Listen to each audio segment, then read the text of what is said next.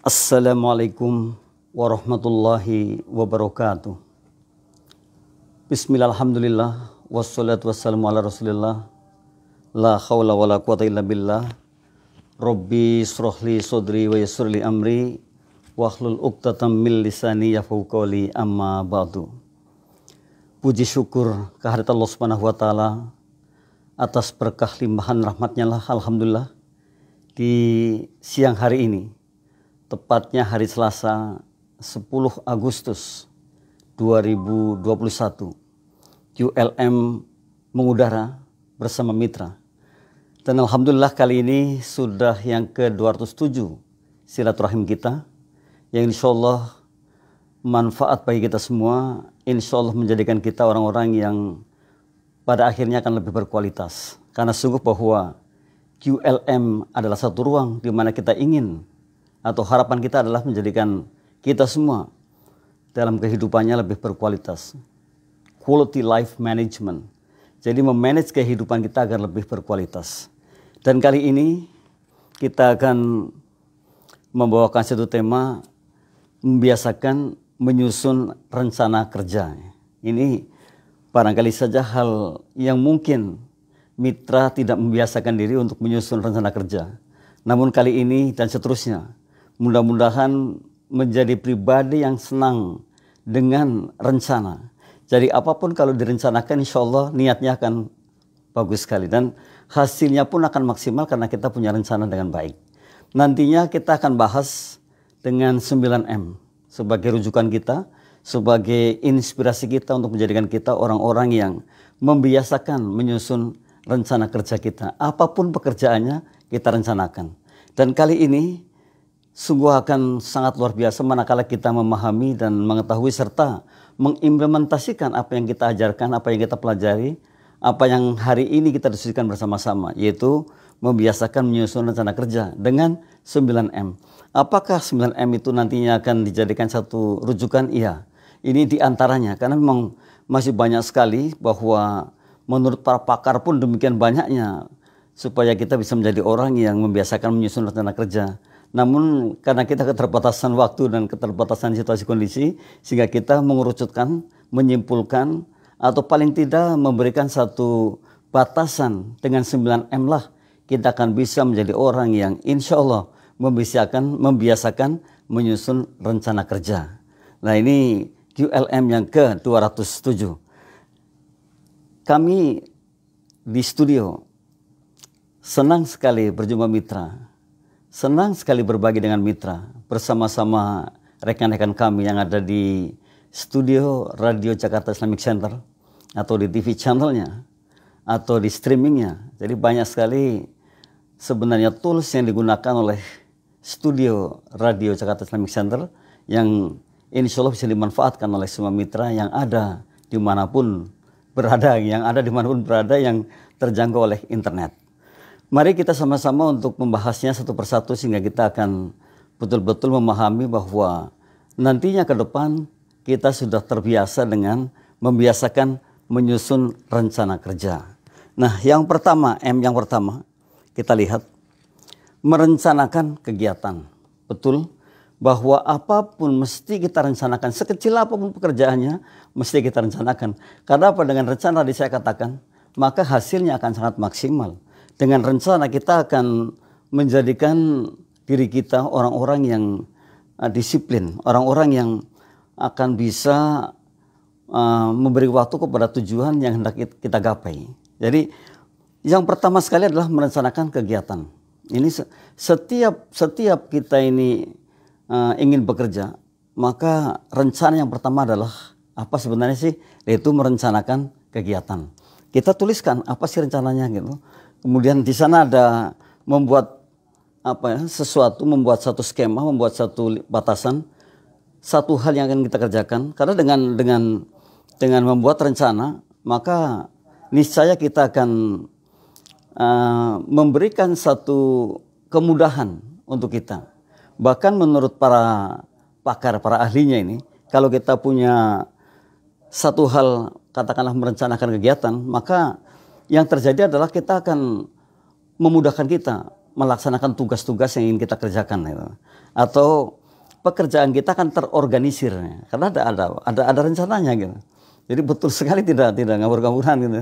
Jadi terorganisir dan kemudian akan menjadi lebih mudah. Nah, ini catatan yang pertama. Kemudian jelas ketika kita merencanakan maka harus kita runut gitu. Harus akurasinya pun harus betul-betul kita pertimbangkan. Jadi kesalahan-kesalahan yang bakal terjadi akan sangat limit atau sangat sedikit gitu ya. Kemudian juga bisa membuat standar, katakanlah batasan tindakan yang akan kita kerjakan.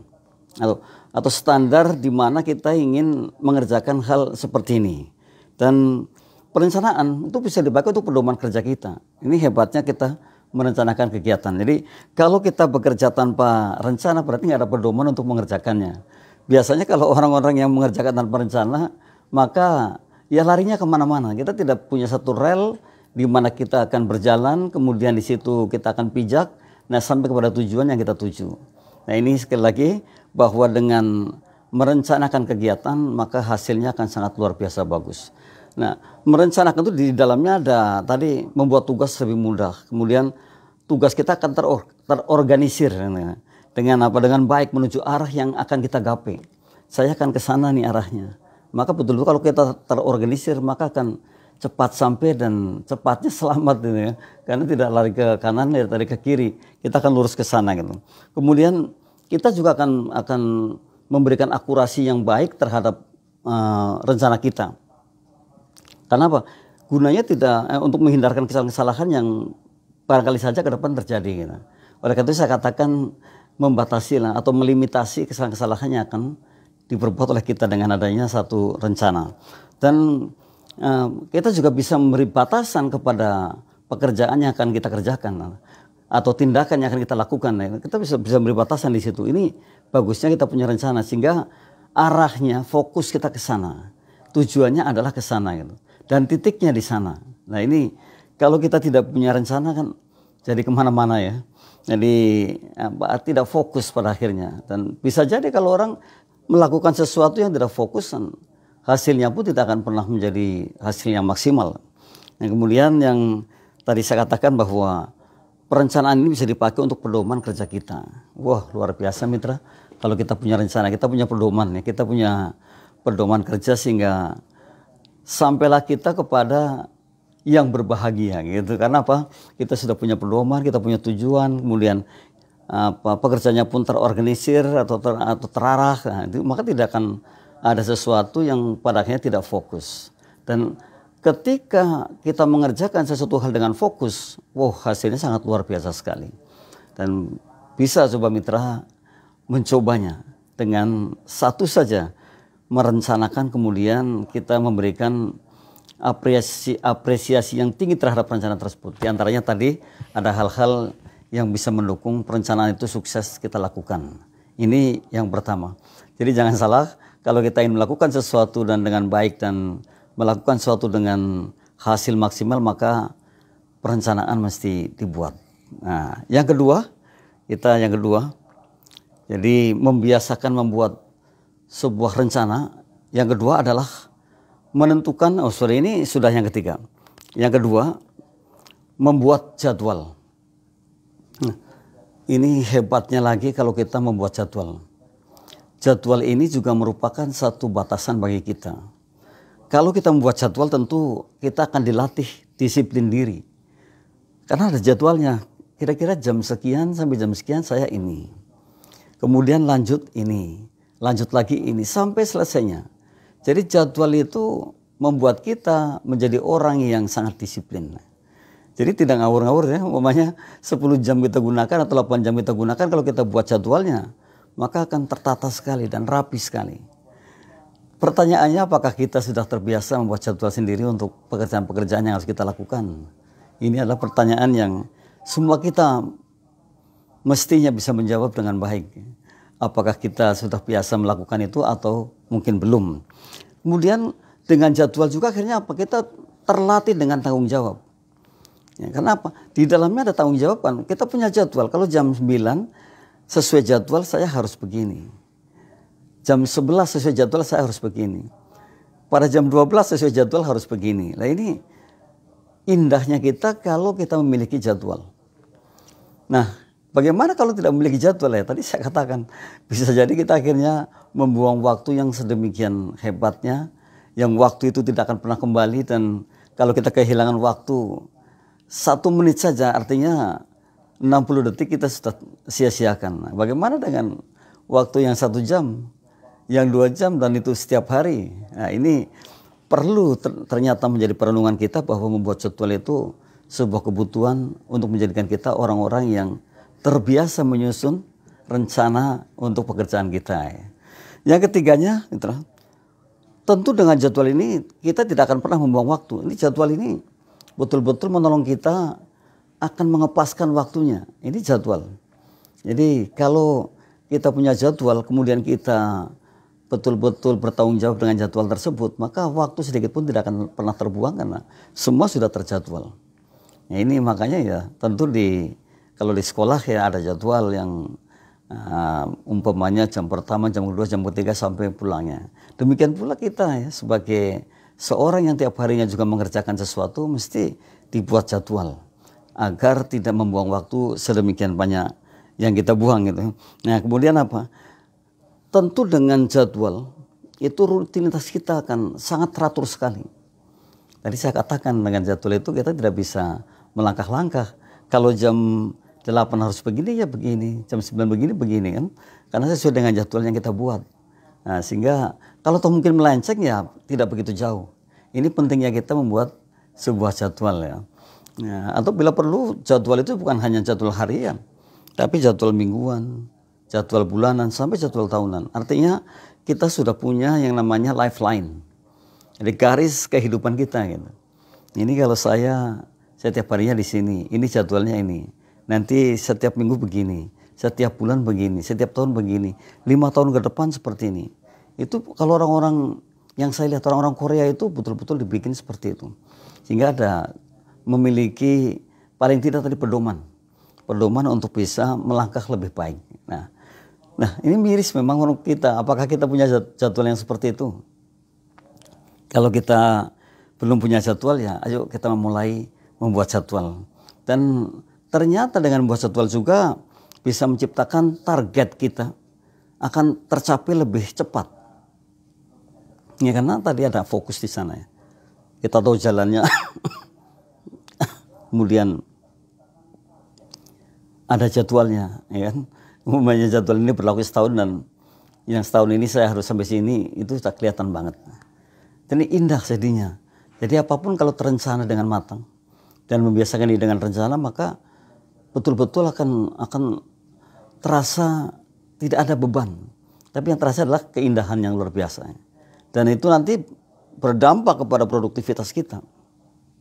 Kalau kita memang betul-betul mau ya melakukan sesuatu gebrakan yang pada akhirnya akan produktivitasnya akan sangat tinggi dan kemanfaatannya pun pada akhirnya akan sangat tinggi. Mestinya kita seperti itu. Jadi tidak lalu semau mau, karena kita memiliki kebiasaan merencanakan kerja kita ya. Jadi kinerjanya pun akhirnya bisa dinilai.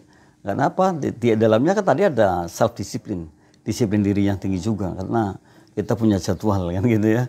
Nah, yang ketiga, mitra, ini baru yang ketiga. Yang ketiga adalah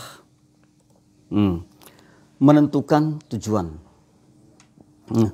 Jadi setelah kita membuat jadwal, ternyata kita juga harus menentukan tujuan.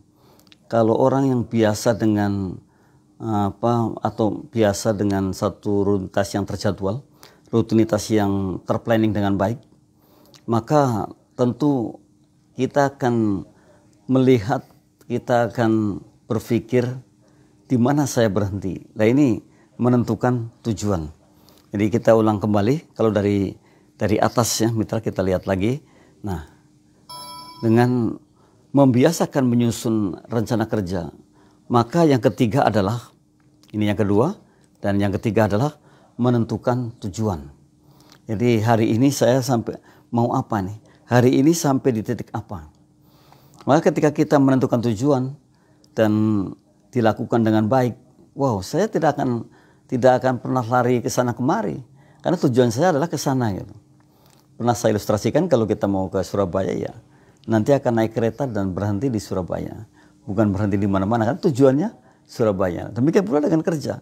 Jadi kita mesti memiliki tujuan agar tidak terlalu jauh atau tidak terlalu dekat atau tidak terlalu melenceng yang pada akhirnya akan membuang waktu saja. Jadi kita punya tujuan. Dengan tujuan itu ternyata kita akan bisa memberikan batasan pada diri kita tentang mampu nggak menentukan gitu, menentukan hal yang ingin kita gapai. Ini dengan tujuan. Karena apa? Dengan tujuan itu kan kita punya tujuan sehingga kita ingin sampai atau kita ingin menggapainya sampai pada titik di mana kita ingin berhenti. Artinya kan ingin menggapainya. Nah, inilah dengan tujuan. Kemudian dengan tujuan pula kita akan bisa memprioritaskan pekerjaan. Karena kalau kita tidak punya tujuan kan bisa tabrak sini tabrak sana. Namun kalau punya tujuan kita menyusun prioritas. Dan istilah first thing first pasti berlaku. Yang mana yang awal yang harus kita kerjakan, yang mana yang nomor 2, yang mana yang nomor 3, yang mana yang nomor 4 dan seterusnya. Kita kalau punya tujuan, jadi karena tujuan saya ke sana maka saya memprioritaskan yang ini. Ini harus prioritas pertama, gitu. Dan nanti ini yang kedua, ini yang ketiga dan seterusnya. Ini ketika kita memiliki tujuan. Nah, kemudian jangan lupa juga bahwa tujuan juga harus spesifik. Jadi tidak bisa orang menggapai sekian banyak tujuan tuh nggak bisa. Harus satu spesifiknya. Karena apa? Segala sesuatu kalau spesifik itu mudah digapainya. Contoh begini, ada anak ditanya lah, bukan anak tanya, kamu mau jadi apa kalau sudah besar?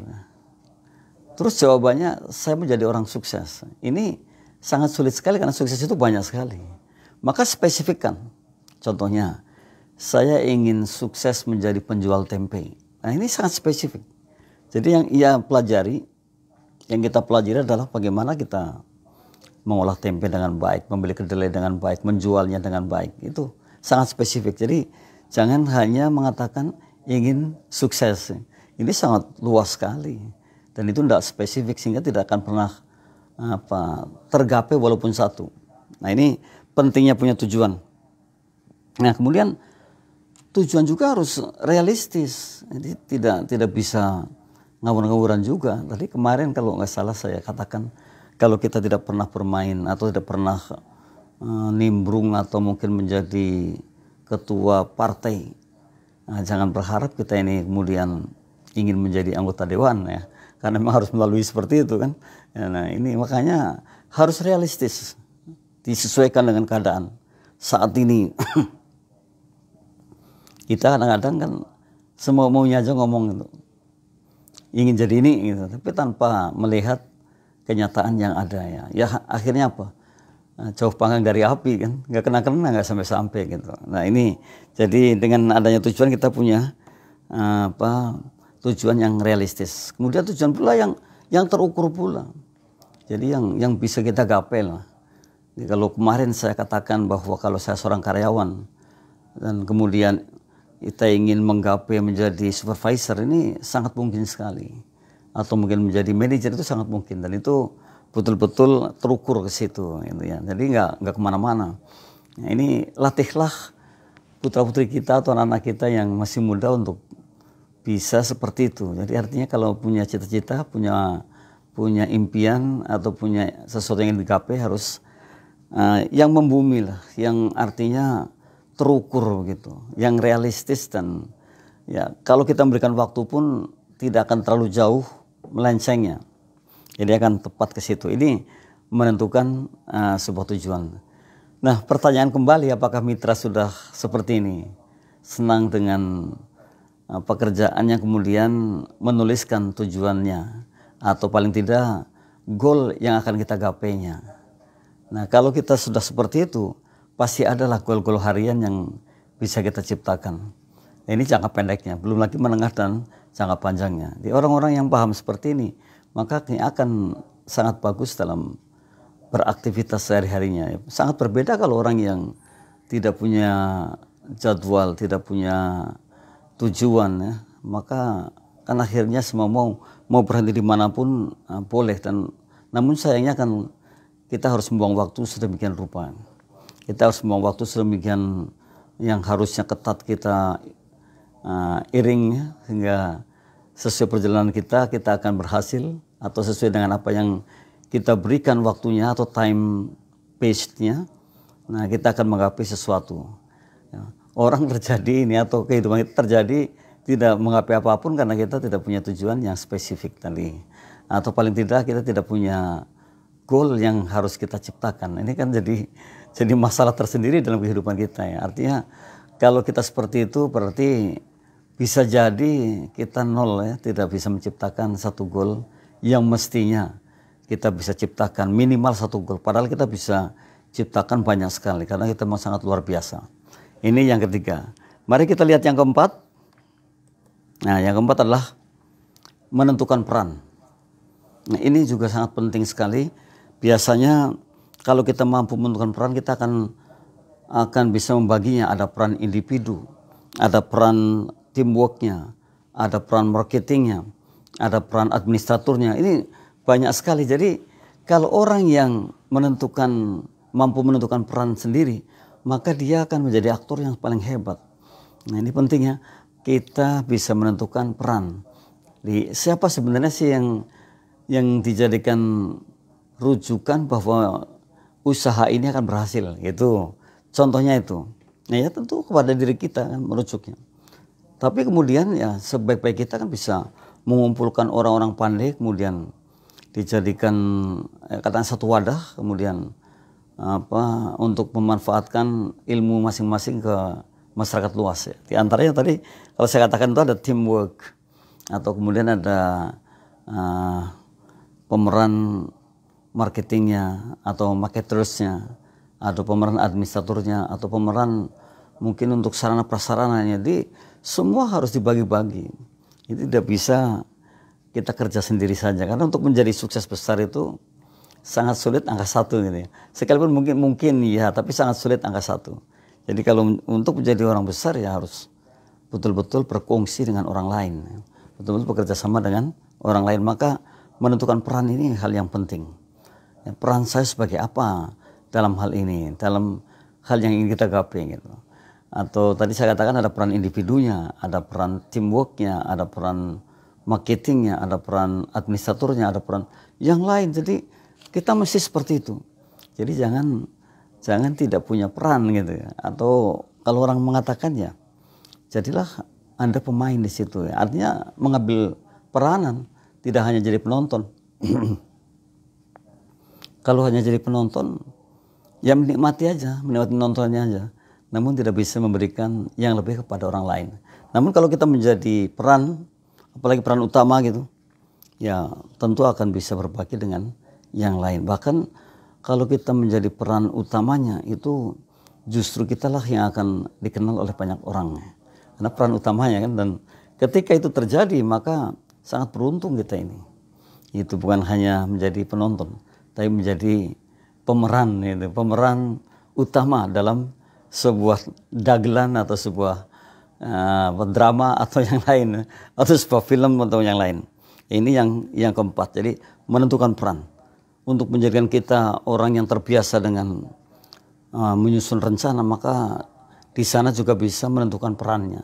Peran saya sebagai apa dalam rencana ini, atau peran orang lain sebagai apa dalam rencana ini. Ini cerdas mitra kalau kita betul-betul melihat ke sana. Nah, yang kelima, kita ada 9M semuanya ya, yang akan kita bahas. Yang kelimanya adalah memahami cara menggapai suksesnya rencana. Ini juga bagian yang penting bagi kita semua. Kita harus paham betul bagaimana kita akan menggapai sukses dalam rencana kita. Jadi artinya sukses terhadap yang kita inginkan, terhadap yang kita impikan. Ya, kalau kita memiliki impian, kita memiliki cita-cita, harapan atau sesuatu yang ingin kita goalkan, maka diantaranya adalah memahami cara menggapainya atau menggapai suksesnya. Nah, bagaimana caranya itu? Ternyata mitra, saya juga pernah belajar yang namanya hipnoterapi. Salah satu hal yang penting agar kita bisa menggapai sesuatu yang kita inginkan adalah dengan memvisualisasikan, membayangkan. Jadi umpamanya saya kepengen menjadi orang yang sukses dalam berbisnis sehingga saya berbisnis A umpamanya, sehingga saya secara finansial akan sangat berkecukupan. Maka yang saya bayangkan adalah saya sudah punya bisnis A tersebut. Itu bisnis apa yang bisnis A itu. Dan saya sudah merasakan betapa saya memiliki finansial yang cukup gitu. Ini akan direspon oleh bawah sadar seperti itu, tidak mengatakan akad, tapi visualisasikan sekarang ini seolah-olah kita sudah berhasil. Maka betul bahwa kalau kita mengatakan seperti itu dan berulang-ulang atau repetition, sehingga suatu saat akan menjadi kejadian beneran. Jadi visualisasikan bahwa saya sudah sukses. Saya sudah sukses terhadap keinginan saya, atau tadi saya katakan sukses terhadap A yang saya inginkan. Jadi kita ini jangan terkadang ngawur gitu. Ingin menjadi orang sukses tapi tadi saya katakan tidak spesifik. Jadi hanya ingin jadi orang sukses gitu ya. Sangat sulit sekali menerimanya itu, dan merealisasikannya pun sangat sulit karena tidak ada spesifik ya, atau spesifikasi atau batasan. Nah, memahami cara menggapai sukses itu kita akan bisa atau yakin dengan kesuksesan atas apa yang kita ingin gapai. Kalau kita memahami cara menggapai suksesnya, jadi akhirnya saya yakin saya sukses, saya yakin saya bisa. Maka yang paling utama adalah juga mengubah mindset, mengubah cara berpikir kita dari mungkin yang mengatakan aduh kayaknya gagal nih, aduh saya nggak pengalaman, diganti dengan saya sukses, saya bisa, karena saya luar biasa. Jadi memang mengganti mindset, sehingga akhirnya nanti akan ketemu yang namanya ada kemungkinan ke depan. Percaya itu, saya percaya bahwa saya akan ada perubahan ke depan ini. Ada kemungkinan keberuntungan juga ke depan. Saya pasti akan beruntung nih ke depan ini dengan cara ini. Jadi mestinya mindset kita lah yang kemudian harus kita rubah, jangan menjadi orang yang kerdil gitu. Mindsetnya itu negatif ya. Kan kalau kita mindsetnya negatif terus ya tidak akan pernah mencapai hal yang positifnya. Saya sering mengajarkan jangan pernah mengatakan saya nggak bisa beli jam tangan itu terlalu mahal. Jangan pernah katakan seperti itu. Tapi katakan bahwa saya suatu saat bisa membeli, atau saya akan membeli jam itu nih dalam waktu yang singkat. Jadi nanti ada open mind di sana, ada pikiran terbuka bagaimana cara mendapatkan uang untuk membeli jam yang kita inginkan itu. Ini kita penting untuk bisa seperti itu, memahami cara menggapai rencana, atau memahami cara menggapai suksesnya rencana kita. Ya, itu pun menjadi satu pembelajaran kalau kita hari ini belajar bareng, atau paling tidak mungkin kita baca-baca atau tanya-tanya orang yang sudah sukses hari ini, ya bisa jadi menjadi rujukan kita untuk menjadi sukses seperti mereka. Sukses terhadap satu hal ya, tentunya tidak sukses begitu aja tidak, tapi terhadap satu hal. Jadi dilimitkan, dispesifikkan sehingga kita bisa menerima, bawah sadar kita pun bisa menerima karena sudah spesifik. Tadi saya gambarkan menjadi orang yang sukses menjual tempe ya, atau yang lain juga boleh. Jadi tidak ada harus dibatasi apapun, karena sungguh bahwa kita ini luar biasa dan Anda memiliki cita-cita, memiliki angan-angan mungkin yang berbeda ya dengan kita. Dan jangan salah bahwa dengan memahami cara menggapai sukses itu kita juga punya optimisme yang tinggi. Optimis sukses. Optimis bisa mendapatkan. Wah, orang optimis itu segala-galanya. Karena orang pesimis itu ya orang yang kehilangan segala-galanya. Berarti kebalikannya, kalau orang optimis orang yang akan mendapatkan segala-galanya gitu. Maka latihlah optimis terus gitu. Jangan latih pesimis. Saya harus optimis terhadap apa yang saya lakukan, dan saya optimis ini akan menghasilkan. Saya optimis saya akan dapat yang saya inginkan. Ya, luar biasa mitra kalau begitu ya. Jadi tidak ke belakang, tidak aduh saya sih pesimis banget dengan ini. Karena saya nggak pengalaman nih. Aduh, saya takut sekali dengan bisnis ini. Nah ini kalau sudah seperti itu, yang ada ya ketakutan, dan ketakutan itu akan menjadi nyata. Namun berbalik kalau kita hanya berani dan kita mengatakan bahwa saya akan berhasil, ya sama akan menjadi nyata pula. Gitu. Nah sekarang tinggal pilih mitra, mau yang mana gitu. Ya, jadi dalam hidup yang sangat singkat, kalau kita nggak menciptakan satu goal saja kan ya menjadi rugi lah. Ya. Padahal kita ini luar biasa, kita ini pintar, kita ini hebat, maka kita bisa. Dan saya katakan saya bisa, saya mampu, saya luar biasa gitu ya. Nah ini memahami cara menggapai suksesnya rencana. Nah yang keenam, kita lihat lagi yang keenam agar terlihat ya. Nah, mengerjakan dengan prioritas, tadi sudah disinggung di awal. Kita buat tulisan mungkin sekian banyak, kemudian kita kerucutkan. Kita mulai main di prioritas ini. Mengerjakan dengan prioritas artinya, kalau kita mengerjakan dengan prioritas berarti kita akan paham betul mana yang akan pertama-tama kita tuju. Nah itu ada, buatlah daftar di situ, daftar apa saja umpamanya. Kalau kita ingin menggapai sesuatu, katakan A, maka apa yang berkaitan dengan A kita tulis. Ya, karena mengerjakan kita itu dengan berdasarkan prioritas gitu. Kemudian yang saya tulis itu nomor 1, berarti yang saya kerjakan pertama. Nomor 2 ya berarti nomor 2, nomor 3 ya nomor 3. Karena dengan mengerjakan prioritas ini kita akan mendapat keuntungan yang luar biasa. Ya, di samping kita disiplin juga kita berpikir, oh ternyata saya harus mengerjakan runut, ya tidak boleh acak gitu dari awal sampai akhirnya nanti. Kalau mengerjakan prioritas juga kita tidak akan buang waktu. Ya, betul-betul kita justru akan memberikan tenggang waktu yang tepat. Ya, mengerjakan dengan prioritas itu memberikan waktu yang tepat. Ada tenggang waktu lah. Kenapa? Ini prioritas pertama. Dan saya harus selesai mengerjakan umpamanya sekian jam, sekian hari, sekian bulan. Maka diberikan tenggang waktu di situ. Jadi tidak kalau kita kerja dengan prioritas artinya kita akan betul-betul kita akan memulai dari sesuatu yang memang betul-betul harus di awal. Ini yang kedua, ini yang ketiga gitu.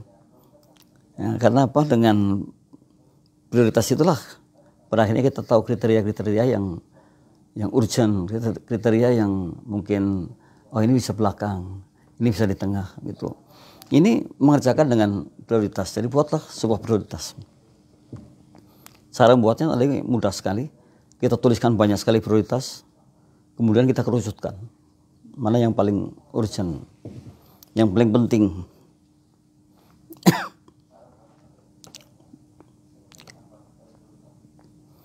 Jadi sayang kalau sebenarnya itu nggak ada prioritasnya.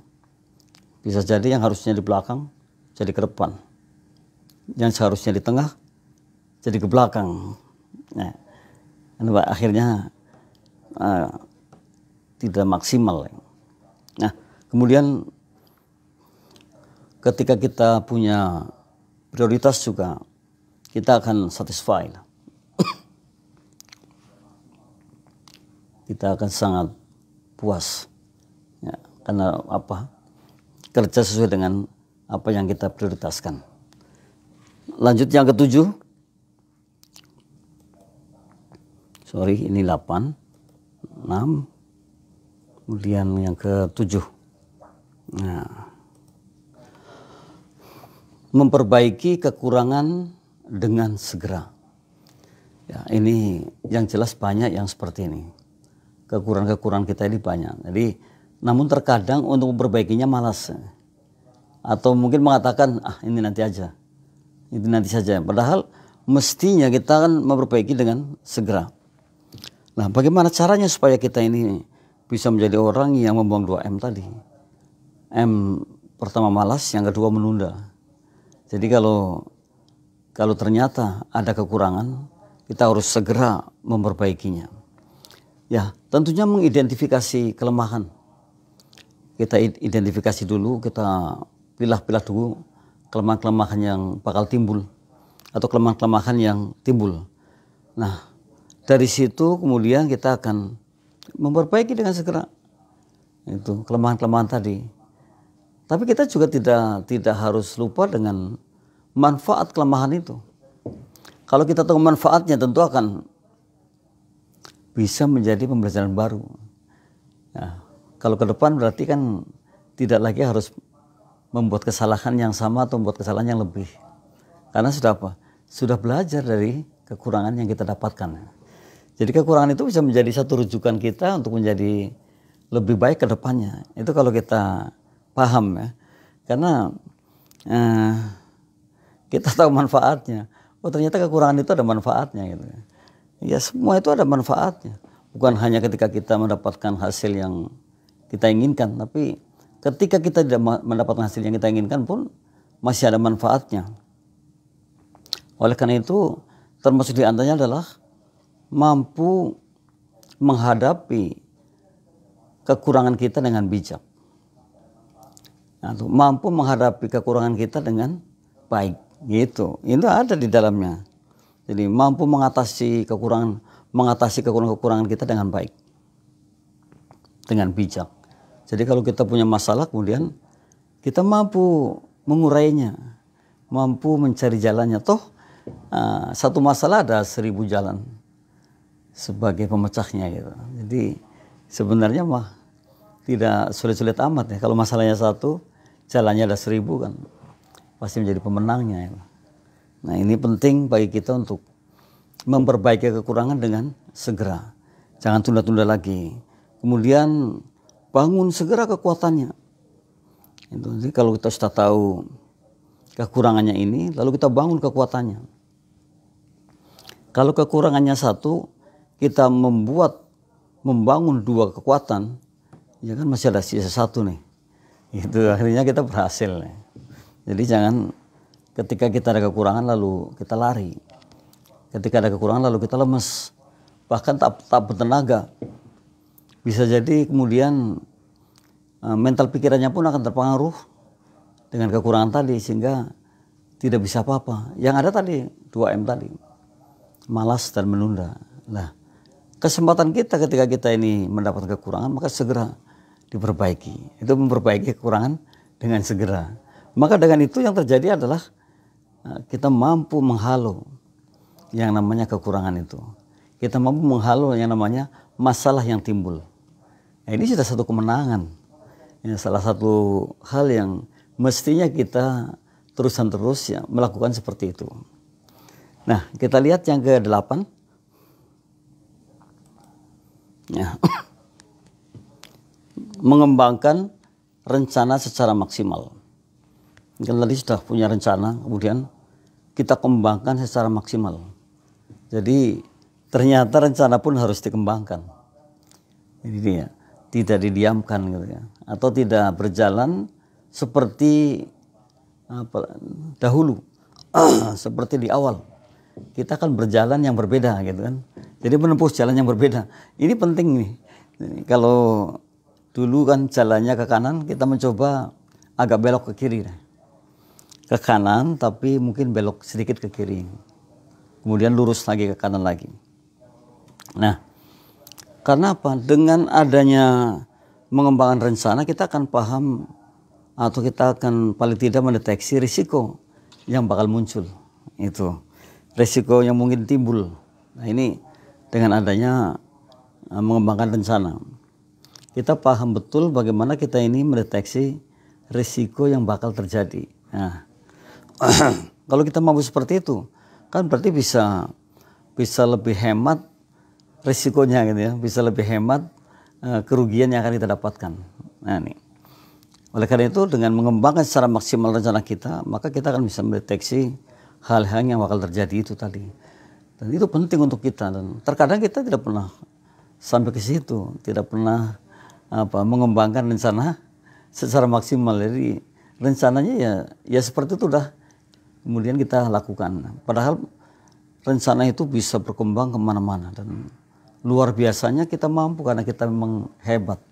Itu ilustrasi yang paling nyata ketika mungkin kita hari ini berdagang, katakanlah buah durian, dan duriannya laku banyak, kemudian banyak pengunjungnya ke toko durian itu, ke toko durian kita. Nah bisa jadi kita berkembang ke buah yang lain, gitu kan? Nah ini caranya. Nanti berkembang terus dan berkembang terus ini. Jadi betul-betul kalau kita mau mengembangkan rencana secara maksimal, maka tidak ada hal yang dikhawatirkan. Dan tidak ada hal yang mungkin saja kan membuat kita lemah gitu. Karena apa? Ada semangat yang sangat luar biasa, ada spirit yang sangat tinggi. Dan ada sesuatu yang ingin kita unduh atau kita dapatkan dengan mengembangkan rencana secara maksimal. Jadi kalau kita punya usaha, kemudian kita punya target dari apa yang disebut dengan menyusun rencana, maka kita ketika mengembangkannya ya agar melampaui target tersebut. Ya tidak hanya seperti itu. Kita mencoba untuk lebih besar lagi dan yakin pada suatu saat akan sangat besar sekali. Dan bisa jadi tidak mungkin dijangkau oleh 1-2 orang yang mungkin dulu kita kenal gitu. Pasti akan dijangkau oleh orang banyak. Ini pentingnya mengembangkan rencana secara maksimal. Dan dalam mengembangkan rencana pun kita mesti minta masukan kepada orang lain.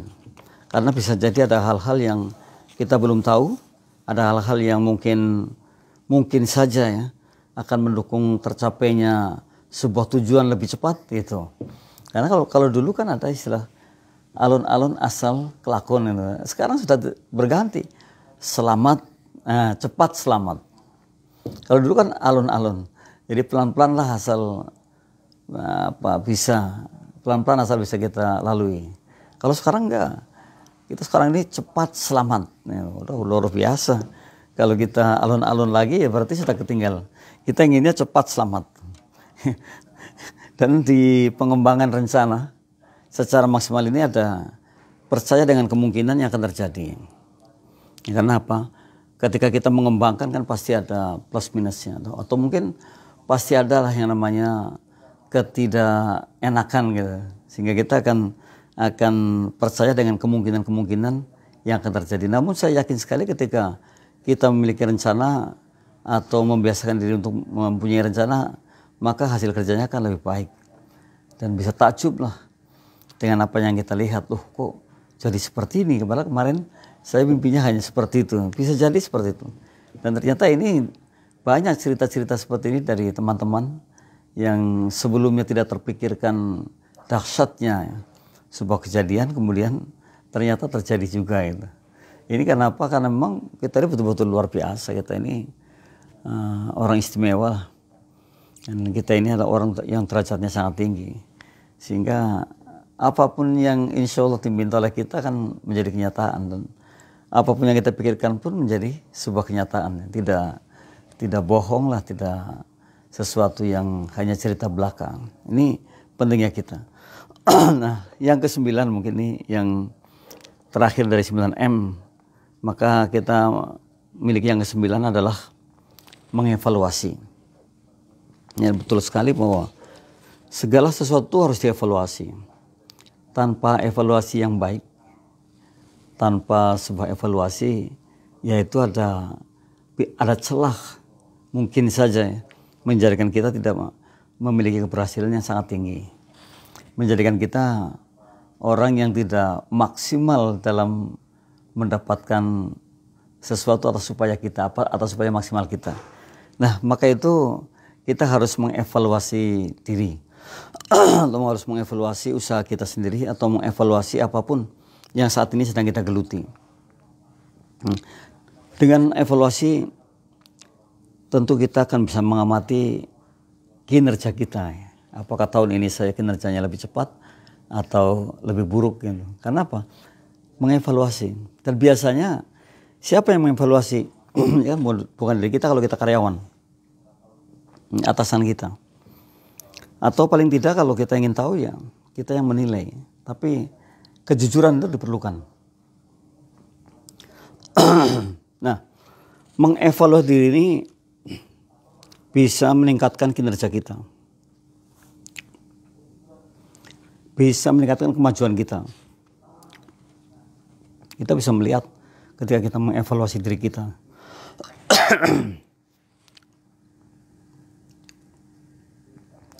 Kita bisa, artinya kita bisa mengetahui sejauh manakah kinerja kita, sejauh manakah capaian kita, itu kalau kita punya evaluasi.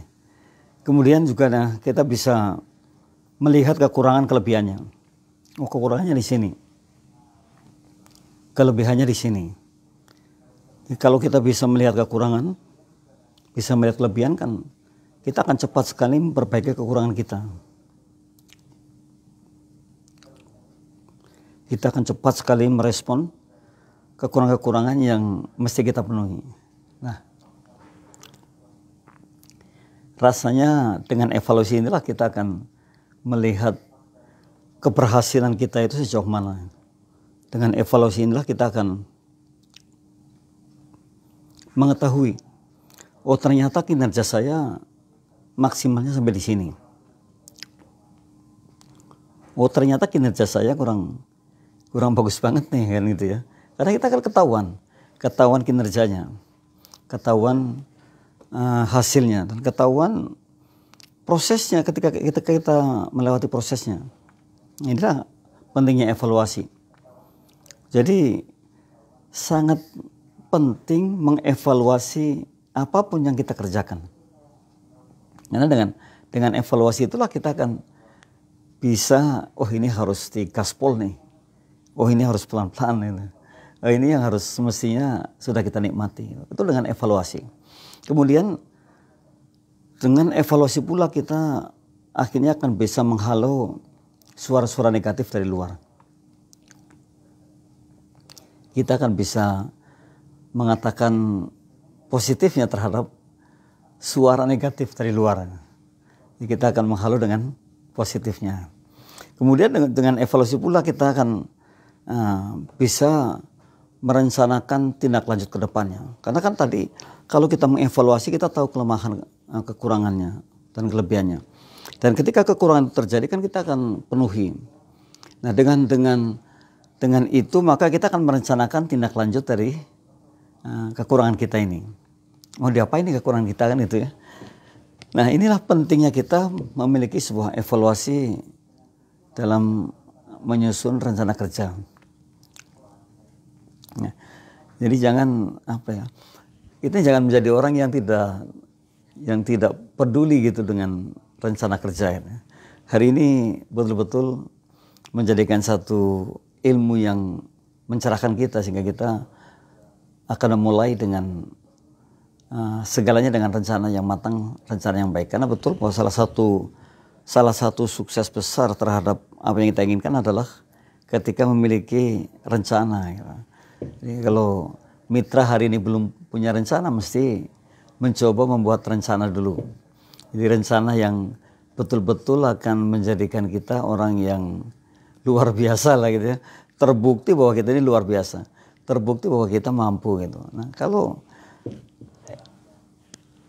kita nggak punya rencana, kemudian kita tidak punya evaluasi, lalu di mana kemudian kita akan mengetahui batas kekurangannya, batas kelebihannya. Bahkan sesuatu yang bisa jadi yang belum kita pikirkan itu. Oh, yang belum kita pikirkan ternyata ada. Nah, di dalam evaluasi itu akan ketemu. Karena kan kita akan melihat secara keseluruhan kinerja kita, keberhasilan kita. Dan tadi ketidakberhasilan kita, kekurangan-kekurangan kita. Ini pentingnya kita memiliki evaluasi. Ya. Pentingnya kita membiasakan diri untuk mengevaluasi kinerja. Nah, saya yakin kalau mitra mungkin seorang pekerja, mitra mungkin seorang yang ya katakanlah memiliki satu tekad bulat atas tujuan, berarti pasti akan memiliki yang namanya evaluasi gitu, yang namanya cek diri ya. Ini cek diri, jadi kita melihatnya. Dan dengan evaluasi ini juga kita akan bisa membandingkan kinerja kita ya. Jadi kalau kita bandingkan kan bukan kepada orang lain tapi kepada diri kita sendiri. Dengan evaluasi ini kita akhirnya, wah ternyata saya sangat banyak sekali kekurangannya, ayo kita kejar. Akhirnya mengejarnya. Tapi tanpa evaluasi kan kita nggak tahu di mana kelemahannya, di mana kekurangannya, di mana kelebihannya. Dan bahkan bisa jadi kalau tidak ada evaluasi, kita tidak pernah menilai gitu. Ya sudah, berjalan aja gitu. Nah, kalau kita kemudian maunya seperti itu, lalu target yang akan kita gapai bagaimana? Berarti nggak ada. Atau capaian yang akan kita ciptakan bagaimana? Berarti nggak ada ketika kita tidak punya sebuah evaluasi yang pada akhirnya akan merujuk keberhasilan atau ketidakberhasilan usaha kita. Nah ini mitra, jadi apa yang kita bahas ini bisa jadi kita ini justru tidak pernah mengerjakannya. Namun insya Allah kita ke depan, dari saat ini ke depan adalah orang-orang yang senang dengan menyusun rencana, kemudian akan melakukannya dengan baik dan akan menikmati keberhasilannya. Jadi kalau 9 hal tadi kita terapkan, niscaya kita yakin pada saatnya kita akan menjadi orang yang mapan segalanya. Dan itu sebenarnya impian kita semua, menjadi orang yang mapan, ya, termasuk dalam hal ibadahnya, ya, termasuk dalam hal bermuamalahnya atau beramalnya dan lain-lainnya. Sebab kalau kita tidak menjadi orang yang luar biasa, yang sukses, yang katakanlah mencapai target yang kita inginkan, ya berarti kita sudah mati dalam hidup. Itu jadi artinya kenapa kita tidak bisa memberikan manfaat jauh lebih dahsyat dibandingkan kita saat ini gitu ya. Karena pada akhirnya kita nggak bisa mengevaluasi diri kita. Dan itu yang mungkin rata-rata orang kita ya di Indonesia ini mungkin sudah tidak lagi care terhadap hal-hal demikian. Padahal ini juga penting agar kedepannya itu paling tidak kita punya visi misi jelas dan kita sampai kepada visi misinya. Dan pada akhirnya akan kemanfaatan dari yang paling penting kepada khalayak yang semestinya tidak dibatasi. Banyak sekali lah orang ini, dunia ini sangat luas sekali gitu ya. Dan ini adalah salah satu pembelajaran kita agar kita menjadi orang-orang yang betul-betul nantinya memiliki satu tekad bulat, membiasakan membuat rencana untuk kerja kita ya.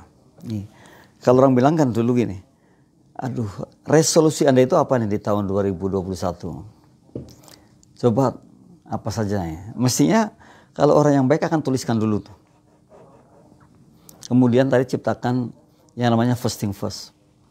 Setelah kita menuliskan kemudian ada yang lebih awal, yang nomor 2, nomor 3, nomor 4 lah itu. Pasti ada seperti itu. Nah ini kalau ini berjalan saja, wow jempol gitu.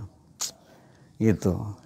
Yang miris kan kalau kita tidak punya rencana sama sekali. Jadi hidupnya sama aja dengan binatang yang lain ya, yang hanya mencari makan, kemudian ya kenyang pulang ya. Besok nyari lagi. Kalau seperti itu sepertinya kurang bijak. Mestinya kita ini berpikir jauh ke depan bahwa saya harus mendapatkan sesuatu yang mungkin saja sebulan ke depan saya tidak harus sibuk mencari uang ya. Dan sibuk hari ini gitu. Mestinya seperti itu. Jadi punya target lah ke depannya itu. Tapi kalau nggak punya target, ya kayak burung aja. Burung itu hanya masuk kandang kalau sudah kenyang, tidur, pagi mencari lagi. Kenyang, datang lagi begitu. Nah kan pertanyaannya kemudian, kalau kita sakit, baru mengeluh, baru mengatakan saya nggak punya. Baru kemudian mencari jalan agar berobatnya tidak bayar, gitu kan? Nah ini yang salah langkah bagi kita semua. Mestinya kita tidak seperti itu. Kita ingin bahwa kita ini orang-orang yang segalanya direncanakan dengan baik dan segalanya itu menjadi sumber di mana kita akan berpijak. Dan salah satunya adalah ketika kita memiliki atau kita mengembangkan rencana atau kita mengevaluasi rencana kita, ya. Kita akan tahu persis. Tadi seharusnya saya 12 jam nih keliling balai kota setiap hari, sehingga target saya ingin mengecilkan perut saya bisa terlaksana kan gitu. Ini jadi ada targetnya. Kemudian dengan evaluasi itulah sehingga kita bisa melihat hasil yang saat ini kita dapatkan atau hasil yang sebentar lagi akan keluar nih dari kerja keras kita kan gitu. Ini penting mitra untuk menjadikan diri kita orang yang membiasakan diri atau melatih diri untuk memiliki schedule atau memiliki rancangan itu rancangan kerja ya, yang kemudian besoknya diimplementasikan bersama dengan teman-teman atau mungkin sendiri. Dan saya yakin sekali pasti beda hasilnya dibandingkan orang yang sama sekali tidak punya rencana ya. Kalau orang yang tidak punya rencana kan ya seada-adanya lah, mau kemana itu bebas, betul bebas. Tapi kalau kemudian seperti itu kan termasuk rugi, karena tidak ada yang dibawa ya, tidak ada yang diberikan, bahkan cenderung lebih parasit ya, mengambil keuntungan dari orang lain kan. Ini satu hal yang tidak pas untuk kita lah. Dan hari ini kita belajar adalah supaya kita tidak menjadi orang yang ya katakanlah parasit, katakanlah seperti itu. Namun sebaliknya kita orang yang memberikan manfaat lebih kepada orang lain. Nah, ini salah satunya. Mitra yang dimuliakan Allah, kita akan melihat lagi ke depan dari 1 sampai ke 9 sehingga tidak akan keliru. Sebagai kesimpulan akhir kita adalah kita akan melihat membiasakan menyusun rencana kerja dengan 9M. Nah, yang satunya adalah ini kedua, yang satunya adalah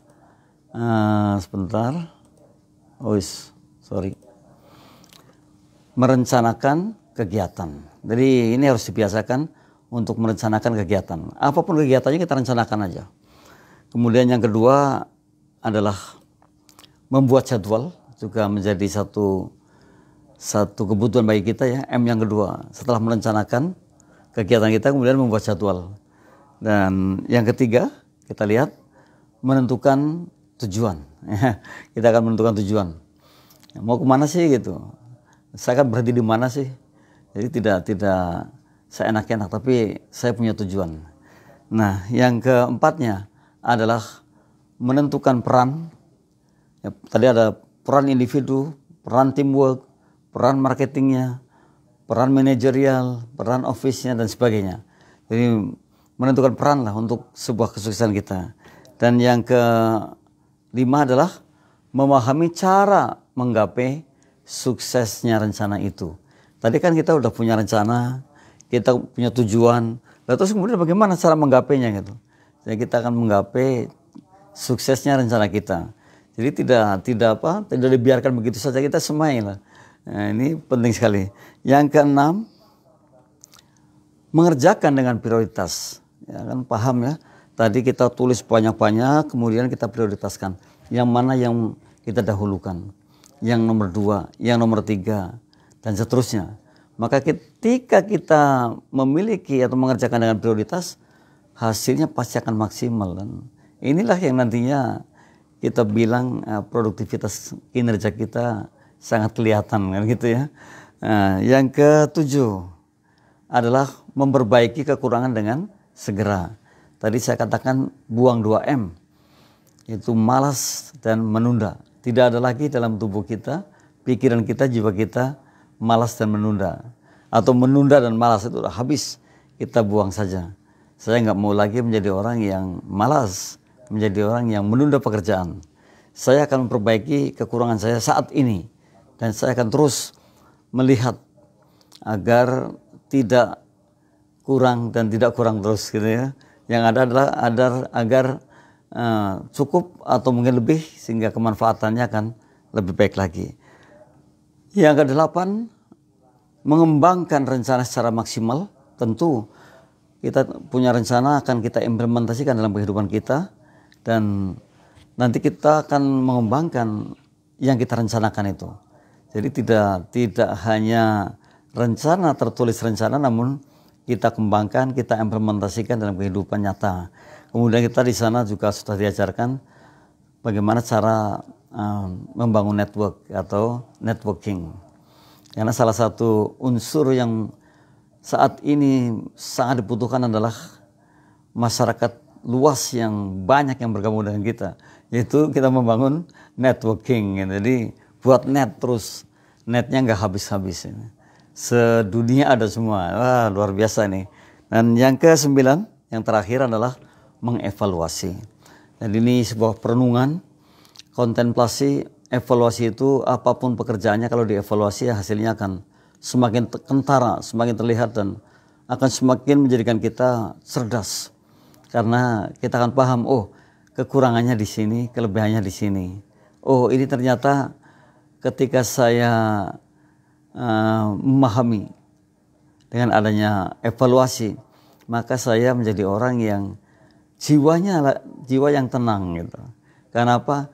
Karena saya paham dengan evaluasi itu. Dan dengan evaluasi ini kita bisa menaikkan ranking kinerja kita secara maksimal. Ya, dengan evaluasi itu kita akan maksimal banget lah. Karena kita mengevaluasi, oh ternyata ada kekurangan-kekurangan di sini. Dan pada saat itu kita akan berikan kekurangan itu kelebihannya. Nah ini mengevaluasi. Mitra, kira-kira demikian kita sudah sama-sama bergabung dan bersharing.